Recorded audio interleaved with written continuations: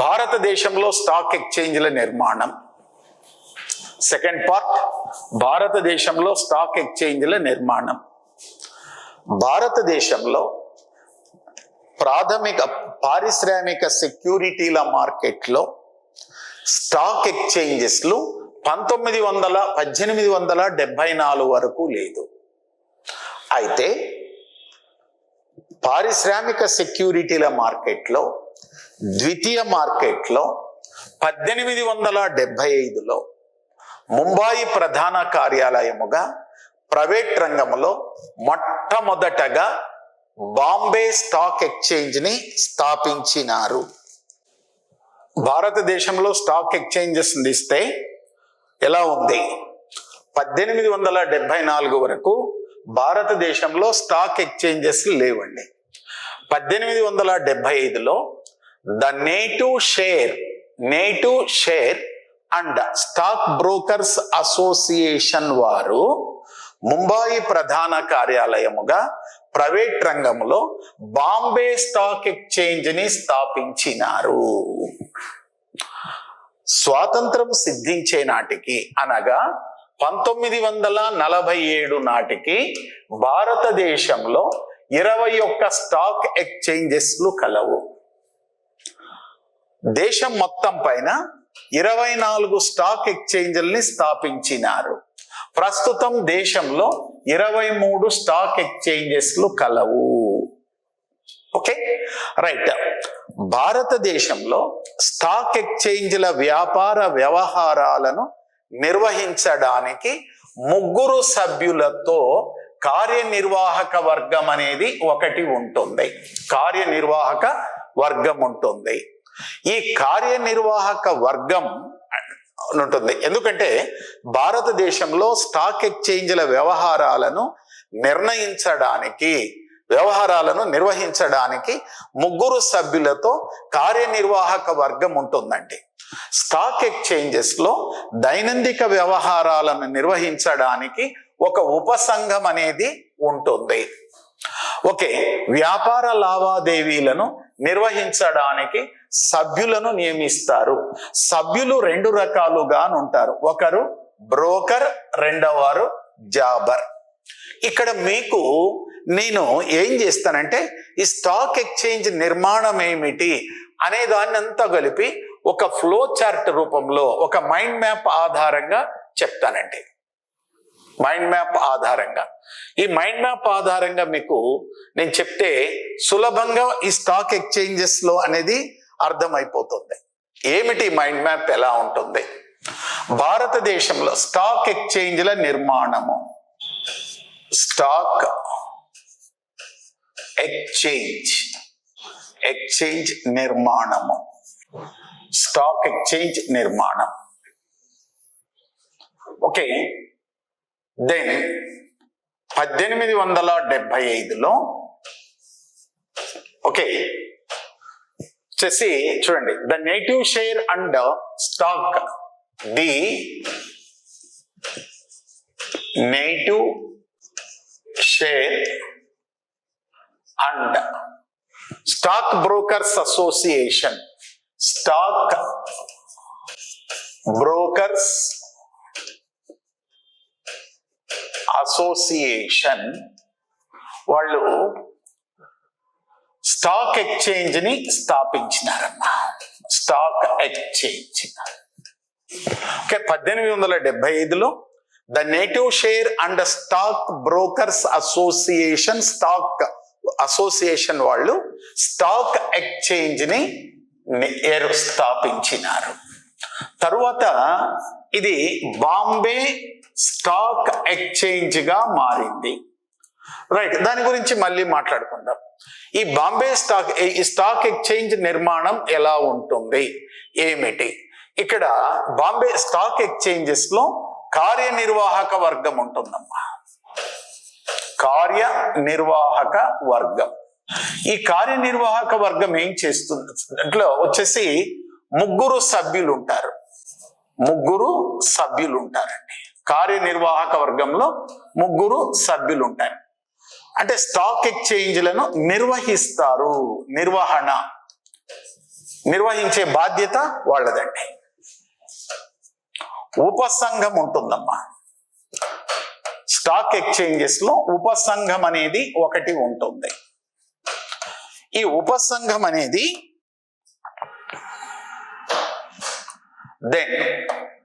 దైనందిక వ్యవహారాలను నిర్వహిస్తుంది. రోజువారీ అడ్మినిస్ట్రేషన్, దైనందిక వ్యవహారాలను నిర్వహిస్తుంది ఎవరు? ఉపసంఘం.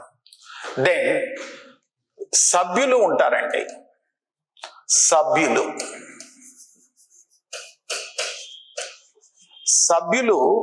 వ్యాపార లావాదేవీలను నిర్వహిస్తారు. వ్యాపార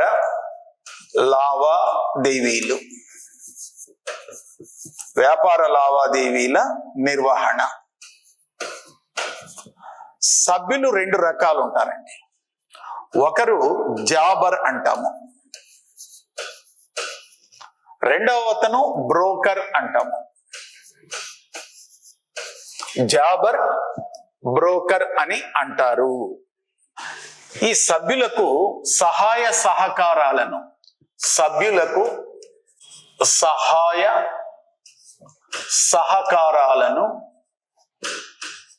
అంటే అసిస్టెంట్ సహకారాలను అందించడానికి గుమస్తాలు, సిబ్బందిని నియమిస్తారండి. గుమస్తాలు, వీటిని రెమిజియర్లు అంటారమ్మా. వీళ్ళని ఏమంటారంటే గుమస్తా అంటారు. మరి స్టాక్ ఎక్స్చేంజెస్ లో ఇది స్టాక్ ఎక్స్చేంజెస్ ల నిర్మాణం. ఇక్కడ మీరు గమనించండి అమ్మా. స్టాక్ ఎక్స్చేంజెస్, భారతదేశంలో స్టాక్ ఎక్స్చేంజెస్ అనేటివి 1875 నుంచి ప్రారంభమైనవి. 1875లో the native share and stock brokers association మొట్టమొదటగా స్టాక్ ఎక్స్చేంజెస్ ని ఏర్పాటు చేసినారు. భారతదేశంలో ఈ the native share and stock brokers association స్థాపించినటువంటి స్టాక్ ఎక్స్చేంజ్ ని తరువాత బాంబే స్టాక్ ఎక్స్చేంజ్ గా మార్చినారు. ఇది దేశంలో పురాతనమైనటువంటి స్టాక్ ఎక్స్చేంజ్. మరి ప్రస్తుతం స్వాతంత్రం సిద్ధించే నాటికి దేశంలో 21 స్టాక్ ఎక్స్చేంజెస్ ఉన్నాయి. ప్రస్తుతం 23 స్టాక్ ఎక్స్చేంజెస్ కలవు. రైట్, వీటిని గురించి మళ్ళీ మాట్లాడుకుందాం. తరువాత ఈ స్టాక్ ఎక్స్చేంజెస్ నిర్మాణంలో ఈ కార్యనిర్వాహక వర్గం ఉంటుంది. ప్రతి స్టాక్ ఎక్స్చేంజెస్ లో కూడా కార్యనిర్వాహక వర్గం, ఒక ఎగ్జిక్యూటివ్ బాడీ ఉంటుందండి. ఆ ఎగ్జిక్యూటివ్ బాడీలో 3 సభ్యులు ఉంటారు. ఈ 3 ఏం చేస్తారంటే ఈ స్టాక్ ఎక్స్చేంజ్ యొక్క నిర్వహణను చూసుకుంటూ ఉంటారండి. ప్రతి స్టాక్ ఎక్స్చేంజెస్ లో కూడా ఒక ఎగ్జిక్యూటివ్ బాడీ ఉంటుంది. దాన్నే కార్యనిర్వాహక వర్గము అంటాం. ఈ కార్యనిర్వాహక వర్గం ఏం చేస్తుంది అంటే దాన్ని నిర్వహిస్తుంది, దాని నిర్వహణ బాధ్యతను తీసుకుంటుంది. స్టాక్ ఎక్స్చేంజెస్ లో ఒక ఉపసంఘము కూడా ఉంటుంది. స్టాక్ ఎక్స్చేంజెస్ లో ఉపసంఘము కూడా ఉంటుందండి. ఈ ఉపసంఘం వచ్చేసి స్టాక్ ఎక్స్చేంజెస్ యొక్క దైనందిక వ్యవహారాలు, పరిపాలన, రోజువారీ వ్యవహారాలు ఇవన్నీ కూడా నిర్వహిస్తారు. మరి అదే విధంగా స్టాక్ ఎక్స్చేంజెస్ లో వ్యాపార లావాదేవీలను నిర్వహించడానికి సభ్యులను నియమిస్తారు. ఈ సభ్యులను 2 రకాలుగా చెప్తారు. ఒకరేమో జాబర్ అంటాడు, ఇంకొకతనేమో బ్రోకర్ అంటాడు. జాబర్ అనేటువంటి వాడు స్టాక్ ఎక్స్చేంజ్ లోపల ఉంటాడు. బ్రోకర్ అనేటువంటి వాడు స్టాక్ ఎక్స్చేంజ్ వెలుపల ఉంటాడు. బ్రోకర్ అనేటువంటి వాడు, ఎందుకంటే భారతదేశంలో స్టాక్ ఎక్స్చేంజెస్ లో ఏ మదుపరులైనా వాటాలను కొనాలన్నా, వాటాలను విక్రయించాలన్నా బ్రోకర్ల ద్వారానే నిర్వహించాల. బ్రోకర్ లేకోకుండా మదుపర్లు వాటాలను కొనడము కానీ విక్రయించడము కానీ చేయకూడదు. అది నిషేధము. అందువల్ల బ్రోకర్ అనేటువంటి వాడు స్టాక్ ఎక్స్చేంజెస్ బయట ఉంటాడు. బ్రోకర్, ఈ బ్రోకర్ ఏం చేస్తాడంటే వాటాలను అమ్మే మదుపర్లు, వాటాలను కొనే మదుపర్ల మధ్య సమన్వయమును సాధించి వాటాలను అమ్మేవారి నుంచి కొనేవారికి బదిలీ చేసే విక్రయం ఒక ఒప్పందాన్ని కుదుర్చుతాడు. అతనే బ్రోకర్. అతనికి కమిషన్ అనేది చెల్లించాల. మరి జాబర్ అనేటువంటి వాడు స్టాక్ ఎక్స్చేంజెస్ లోపల ఆఫీస్లో ఉంటాడు. అతను ఏం చేస్తాడంటే ఏ మదుపరి అయితే తన పేరు మీద ఉన్నటువంటి వాటాలను విక్రయిస్తాడో ఆ వాటాలను కొన్నటువంటి వ్యక్తుల పేరు మీదకి బదిలీ చేసే బాధ్యత జాబర్ తీసుకుంటారు. ఈ జాబర్కి బ్రోకర్కి సహాయ సహకారాలను అందించడానికి గుమస్తాలను నియమిస్తారు. ఆ గుమస్తాలని రెమిజియర్లు అని అంటారు. ఓకే, భారతదేశంలో స్టాక్ ఎక్స్చేంజెస్ల నిర్మాణాన్ని పరిశీలిస్తే భారతదేశంలో 1875 వరకు కూడా స్టాక్ ఎక్స్చేంజెస్లు లేవు. 1875లో మొట్టమొదటిసారిగా the native share and stock brokers association వాళ్ళు స్టాక్ ఎక్స్చేంజెస్ ని ఏర్పాటు చేసినారు. దీన్ని బాంబే ప్రధాన కార్యాలయంగా, కాలగమనంలో ఇది బాంబే స్టాక్ ఎక్స్చేంజ్ గా ఏర్పడింది. ఈ స్టాక్ ఎక్స్చేంజెస్ ల నిర్వహణ కోసము 3 సభ్యులతో ఒక కార్యనిర్వాహక వర్గాన్ని ఏర్పాటు చేస్తారు.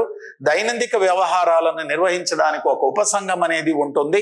వ్యాపార లావాదేవీలను నిర్వహించడానికి సభ్యులు ఉంటారు. ఈ సభ్యులు అనేటువంటి వాళ్ళు 2 రకాలుగా ఉంటారు. ఒకరు జాబరు, రెండవ అతను బ్రోకర్. బ్రోకర్ అనే అతను స్టాక్ ఎక్స్చేంజెస్ వెలుపల ఉంటాడు. ఈ బ్రోకర్ అనేటువంటి వాడు వాటాలను, డిబెంచర్లను విక్రయించే మదుపర్లకు, కొనే మదుపర్లకు మధ్యవర్తిత్వాన్ని కమిషన్ ప్రాతిపదికన నిర్వహిస్తాడు.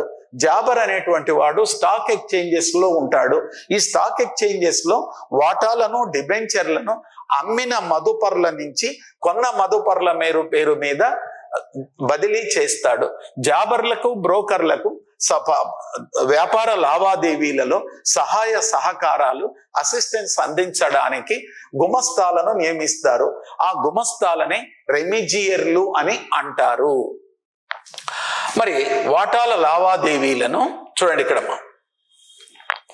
స్టాక్ ఎక్స్చేంజెస్ లో సెక్యూరిటీల అమ్మకాలు, కొనుగోళ్లపై చెల్లింపులు అనేటివి 2 పద్ధతులుగా ఉంటాయి. ఒకటి తక్షణ బట్వాడా చేసే ఒప్పందాలు, రెండవది ఫార్వర్డ్ డెలివరీ ఒప్పందము. స్టాక్ ఎక్స్చేంజెస్ లో డిబెంచర్లు, వాటాలు కలిపి సెక్యూరిటీలు అంటాం కదా. ఈ సెక్యూరిటీల అమ్మకాలు, కొనుగోళ్లపై చేసే చెల్లింపులను 2 రకాలుగా వర్గీకరిస్తారు. వాటిని తక్షణం బట్వాడా చేసే ఒప్పందాలు, ఫార్వర్డ్ డెలివరీ ఒప్పందము. సెక్యూరిటీల వ్యాపార లావాదేవీలలో చెల్లింపులను వారము లోపల చెల్లించే విధంగా ఒప్పందం చేసుకుంటే దానిని తక్షణ బట్వాడా ఒప్పందము అని అంటారు. ఇమ్మీడియట్ డిస్బర్స్మెంట్ కాంట్రాక్ట్ అని అంటారు. సెక్యూరిటీల క్రయ విక్రయాలపై చేసే చెల్లింపులను 1 నెలలోపు ఏ తేదీన చెల్లిస్తామని ఒప్పందం చేసుకుంటే ఫార్వర్డ్ డెలివరీ ఒప్పందం అని అంటారు. ఫార్వర్డ్ డెలివరీ ఒప్పందం అని అంటారు. ఈ స్టాక్ ఎక్స్చేంజ్ నిర్మాణం అమ్మా. ఈ స్టాక్ ఎక్స్చేంజ్ నిర్మాణంలో చూడండి, కార్యనిర్వాహక వర్గంలో ఎంతమంది సభ్యులు ఉంటారు? 3 సభ్యులు ఉంటారు. కార్యనిర్వాహక వర్గం ఏ విధులు నిర్వహిస్తుంది? మరి స్టాక్ ఎక్స్చేంజెస్ ని నిర్వహిస్తుంది. మరి కార్యనిర్వాహక వర్గాన్ని ఇంగ్లీష్ లో ఏమంటాము? ఎగ్జిక్యూటివ్ బాడీ అంటాము. సబ్ కమిటీ ఉపసంఘం అంటుంది. ఉపసంఘం ఏమి చేస్తుంది? దైనందిక వ్యవహారాలు, రోజువారీ పాలనా వ్యవహారాలు చూస్తుంది.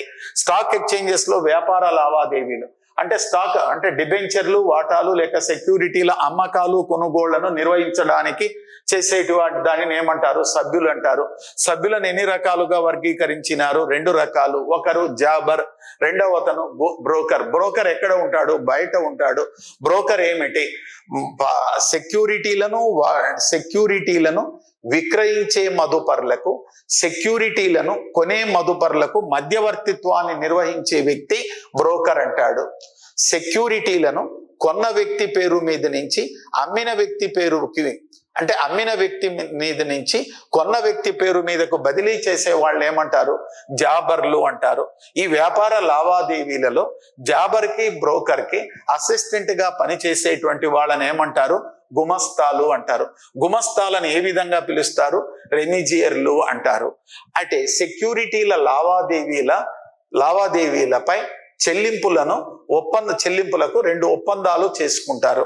ఆ ఒప్పందాలు 2 రకాలుగా ఉంటాయి. అవి ఒకటి తక్షణం బట్వాడా ఒప్పందాలు, రెండవది ఫార్వర్డ్ డెలివరీ ఒప్పందాలు. సెక్యూరిటీల లావాదేవీలలో చేసే చెల్లింపులను 1 వారం లోపల చేస్తామని ఒప్పందం చేసుకుంటే దాన్ని ఇమ్మీడియట్ డిస్బర్స్మెంట్ కాంట్రాక్ట్ అని అంటాము. లేక సెక్యూరిటీల క్రయ విక్రయాలపై చేసే చెల్లింపులను 1 నెల లోపల ఈ తారీఖు నాడు చేస్తామని ఒప్పందం చేసుకుంటే దాన్ని ఫార్వర్డ్ డెలివరీ ఒప్పందం అని అంటారు. ఈ స్టాక్ ఎక్స్చేంజెస్ లో జరిగే వ్యాపార లావాదేవీలను అంచనా వ్యాపారం అంటారు. ఈ అంచనా వ్యాపారం ఏమిటి అనేటువంటి విషయాన్ని ఇంకొక వీడియోలో మనం మాట్లాడుకుందాం. ఓకే.